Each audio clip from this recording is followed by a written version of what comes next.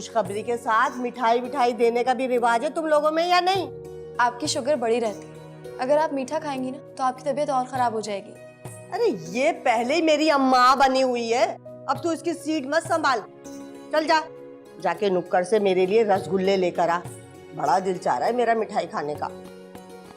जाओ भाई ले आओ, वरना नाराज हो जाएंगी अम्मा। भाई दोबारा गरम चाय बना के लेकर आना मिठाई के साथ। ये ठंडी चाय मुझे बिल्कुल पसंद नहीं है, गरम चाय पीऊंगी। हाँ जा रही है वो मिठाई लेने, अभी तो तुम ये चाय पी लो। ये लीजिए। तुम अभी तक तैयार क्यों नहीं हुई? कॉलेज नहीं जाना?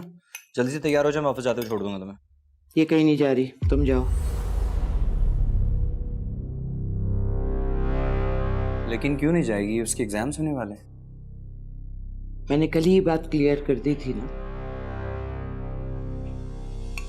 कि अब इसकी शादी होगी। एग्जाम गए भाड़ में।